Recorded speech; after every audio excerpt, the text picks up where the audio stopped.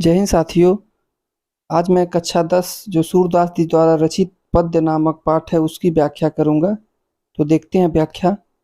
चरण कमल बंदो हरिराई, अर्थात कमल रूपी चरणों वाले उस हरि यानी कि ईश्वर की मैं प्रार्थना या वंदना करता हूँ। जिसकी कृपा अर्थात जाकी कृपा पंगु गिरि लंघे, जिसकी कृपा से पंगु मतलब लंगड़ा व्यक्ति, गिरि अर्थात पर्वत को पार कर जाता है।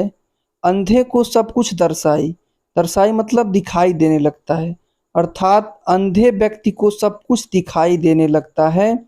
बहिरों सुने गुंग पुनि बोले, बहरा व्यक्ति सुनने लगता है और गुंग पुनि बोले, गूंगा व्यक्ति पुनः बोलने लगता है। रंक चले सिर छत्र धराई, रंक अर्थात जो भिखारी है वो भी राजा के समान मुकुट धारण कर लेता है, अर्थात भिखारी व्यक्ति भी राजा बन जाता है। सूरदास स्वामी करुणामय, सूरदास जी कहते हैं मैं उस करुणामय स्वामी की बार बार बंदौती पाई, बारंबार उनके चरणों की वंदना करता हूँ। अर्थात एक बार पुनः देख लेते हैं। उस कमल रूपी चरणों वाले ईश्वर की मैं वंदना करता हूँ, जिसकी कृपा से लंगड़ा व्यक्ति पर्वत को पार कर जाता है, अंधा व्यक्ति सब कुछ देखने लगता है, बहरा व्यक्ति सुनने लगता है, गूंगा बोलने लगता है, भिखारी राजा के समान हो जाता है। सूरदास जी कहते हैं ऐसे ऐसे करुणा में स्वामी की मैं बारंबार वंदना करता हूँ। दूसरे पद की व्याख्या देखते हैं। अभिगत गति कछु कहत न आवे, अभिगत मतलब अर्थात जो दिखाई न दे, अर्थात जो निराकार है, अर्थात हम कह सकते हैं कि उस निराकार ब्रह्म की गति का वर्णन नहीं किया जा सकता है, अर्थात उस निराकार ब्रह्म की स्थिति का वर्णन नहीं किया जा सकता है। उसी प्रकार जिस प्रकार गूंगे मीठे फल को रस अंतर्गत ही भावे, जिस प्रकार से गूंगा व्यक्ति जो है मीठे फल के रस को अपने अंतर आत्मा में ही महसूस कर सकता है।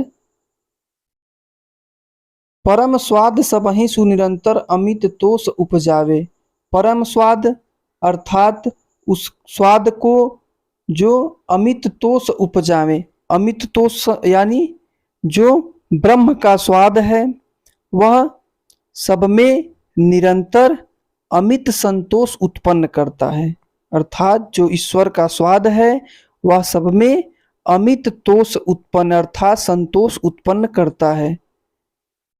मन वाणी को अगम अगोचर सो जाने जो पावे, मन और वाणी से वह ईश्वर क्या है, अगम और अगोचर है। सो जाने जो पावे, उसे उस ब्रह्म को वही जान सकता है जो उसके यानी इंद्रियों से वो परे है, और उस ब्रह्म को वही पा सकता है जो उनके गुणों को जानता है। रूप रेख गुण जाति जुगति बिन निरालंबन कित धावे, अर्थात रूप रेख गुण यानी कि रूप रेखा और गुणों अर्थात जाति जुगति से वह क्या है, निराकार है, बिना आकार के। कहा जाए दौड़कर किस ओर जाऊं कहाँ जाऊं कुछ पता नहीं है। सब विधि अगम विचार हिताते सूर सगुन पद गावे, ऐसा विचार कर सूरदास जी कहते हैं हम उनके ईश्वर के सगुण पदों का गुणगान करते हैं। एक बार पुनः देखते हैं। उस निराकार ब्रह्म की स्थिति का वर्णन करना संभव नहीं है। उसी प्रकार जिस प्रकार गूंगा व्यक्ति उस मीठे फल का स्वाद अपने आत्मा में ही अंतर्मन में ही महसूस कर सकता है। परम स्वाद सबहि सुनिरंतर अर्थात जो स्वाद है उस ब्रह्म का, ब्रह्म रूपी स्वाद जो है वह निरंतर सब में क्या करता है, अमित संतोष उत्पन्न करता है। उस जो मन वाणी से क्या है, निराकार है, अगम है, अगोचर है, उस निराकार ब्रह्म को वही पा सकता है जो उनको जानता है। रूप रेखा उनकी कोई नहीं है, बिना वह क्या है, आकार के हैं, ऐसा सब विचार कर सूरदास जी कहते हैं, हम सगुण पदों की गुणगान उस ईश्वर की करते हैं। आइए देखते हैं अगले पद की व्याख्या।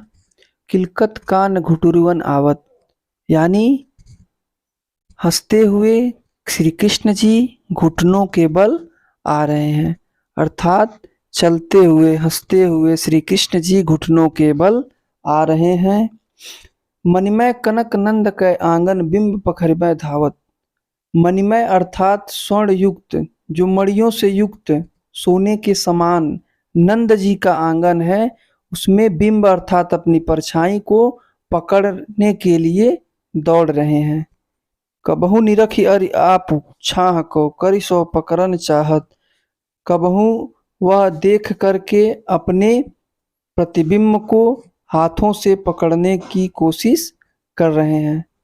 किलक की हसत राजत दतिया पुनि पुनि तिहि अवगाहत, अर्थात जब श्री कृष्ण भगवान हंसते हैं तो जो उनकी आगे की दो दांत हैं वह बहुत ही सुशोभित होती है, और वह ऐसा बार बार करते हैं जिसको देख करके आनंद की अनुभूति होती है। देखते हैं ना, हम जब छोटे बच्चे होते हैं जो उनके छोटे दो दांत आए होते हैं सामने के, तो जब बच्चे हंसते हैं तो वो दांत बहुत ही सुशोभित होते हैं। उसी प्रकार श्री कृष्ण जी जब किलकारी मारकर हंस रहे हैं तो जो उनकी आगे की दो दांत हैं वो बहुत ही सुशोभित होते हैं।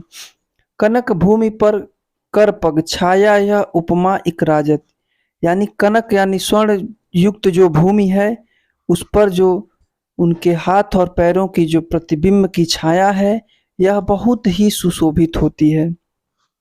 करि करि प्रतिपद प्रतिमनि वसुधा कमल बैठक साजति, अर्थात ऐसा प्रतीत होता है कि श्री कृष्ण के कदम कदम पर धरती प्रत्येक कदम पर कमल की बैठकी सजाकर रखती है। बाल दशा सुख निरख जसोदा पुनि पुनि नंद बुलावत, यानी श्री कृष्ण भगवान के इस बाल रूप को यशोदा जी देख देख कर बार बार नंद जी को बुलाती हैं, अरे आइए ये देखिए अपने बालक कृष्ण को। अचरा धर लय ढाकी सूर के प्रभु को दूध पियाओ, सूरदास जी कहते हैं कि श्री कृष्ण भगवान को नजर ना लगे इसलिए माता उनको अपने आंचल से ढक करके दूध पिलाती हैं। एक बार पुनः देख लेते हैं। श्री कृष्ण जी घुटनों के बल हंसते हुए आ रहे हैं, मणि युक्त उस सोने के आंगन में अपने बिंब को पकड़ने के लिए दौड़ते हैं, और श्री कृष्ण जी जब हंसते हैं तो उनकी आगे की जो दोनों दांत हैं वो बहुत ही सुशोभित होती हैं, और ऐसा वो बार बार खिलखिलाकर जब हंसते हैं तो वह मानो चांद की तरह शोभा बढ़ाती है। कनक भूमि जो दिया है, मतलब अर्थात कह सकते हैं कि जो स्वर्ण रूपी भूमि है उस पर उनके हाथ पैरों की जो छाया है वह बहुत सुशोभित हो रही है। कर प्रति है जो दिया, ऐसा प्रतीत होता है कि श्री कृष्ण के कदम कदम पर जो धरती है उनके प्रत्येक पग पर कमल की बैठकी सजा रखी है, और यह सब बाल दशा देख करके यशोदा जी नंद जी को बार बार बुलाती हैं और श्री कृष्ण को नजर ना लगे इसके लिए अपने आंचल से ढककर उनको दूध पिलाती हैं। साथियों, अगर यह व्याख्या अच्छा लगा तो कमेंट में ज़रूर बताएं ताकि जिससे हम अगला पार्ट इसका बना सकें। यदि अच्छा लगेगा तो कमेंट में ज़रूर लिखिएगा। Next part